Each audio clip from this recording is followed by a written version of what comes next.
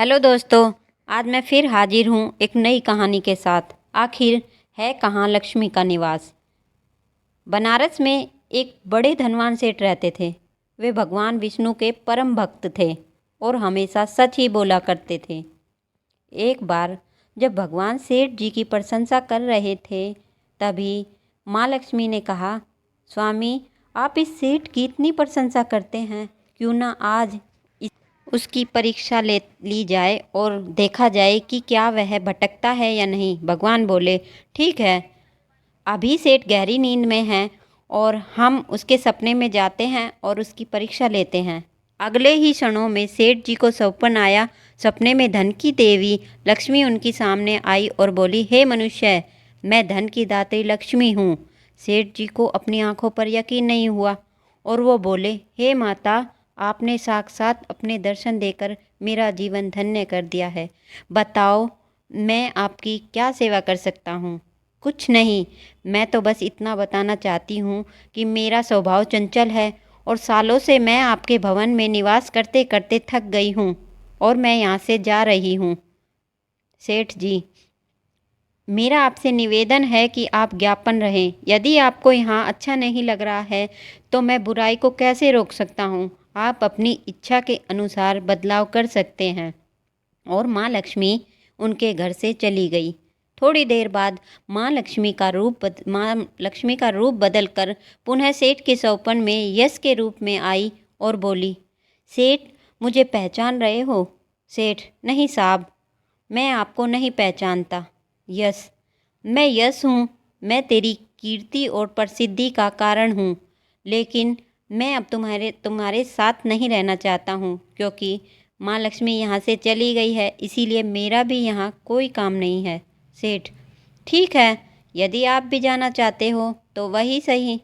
सेठ जी अभी भी सपने में थे और उन्होंने देखा कि वह दरिद्र हो गए हैं और धीरे धीरे उनके सारे रिश्ते और दोस्त भी उनसे दूर हो गए। यहाँ तक कि जो लोग उनका गुणगान करते थे वो भी बुराई करने लगे।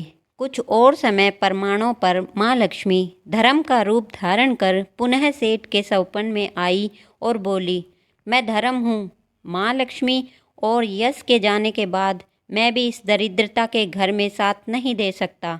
मैं भी जा रहा हूँ। जैसी आपकी इच्छा, सेठ ने उत्तर दिया और धर्म भी वहाँ से चला गया। कुछ और समय जाने के बाद माँ लक्ष्मी सत्य के रूप में सौपन में प्रकट होती है और बोली, मैं सत्य हूँ। लक्ष्मी, यश और धर्म के जाने के बाद अब मैं भी यहाँ से जाना चाहता हूँ। ऐसा सुन सेठ जी ने तुरंत सच के पांव पकड़ लिए और बोले, हे महाराज, मैं आपको नहीं जाने दूंगा। भले ही सब मेरा साथ छोड़ दें, त्याग दें, पर कृपा आप ऐसा मत करिए। सत्य के बिना मैं एक क्षण भी नहीं रह सकता। यदि आप चले जाएं तो मैं अपना प्राण त्याग दूंगा, लेकिन बाकी तीन बड़े आसानी से निकल जाते हैं, उन्हें क्यों नहीं रोकते आप। सत्य ने प्रश्न किया। सेठ जी कहते हैं, मेरे लिए वे तीन भी बहुत महत्व रखते हैं, लेकिन उन तीनों के बिना भी मैं भगवान के नाम का जाप करते करते उद्देश्यपूर्ण जीवन जी सकता हूँ। परंतु यदि तुम चले गए तो मेरा जीवन में झूठ प्रवेश करेगा और मेरी वाणी वृत्तियाँ हो सकती हैं। शुभ ऐसी वाणी से मैं अपने भगवान की वंदना कैसे कर सकता हूँ। मैं तो किसी भी कीमत पर आपके बिना नहीं रह सकता।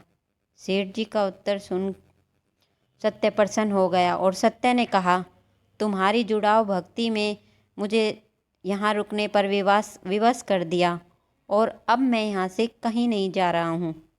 और ऐसा कहते हुए सत्य अंतर्धान हो गया। सेठ जी अभी भी अनिद्रा में थे। थोड़ी देर बाद सौपन में धर्म वापस आया और बोला, मैं अब तुम्हारे पास ही रहूँगा, क्योंकि यहाँ सत्य का निवास है। सेठ जी ने धीमी गति से धर्म का स्वागत किया।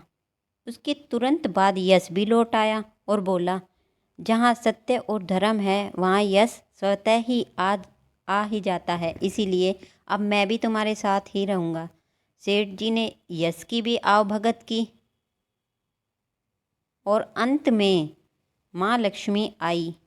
उन्हें देखते ही सेठ जी नतमस्तक हो गए और बोले, हे देवी, क्या आप भी मेरे ऊपर कृपा करती हैं?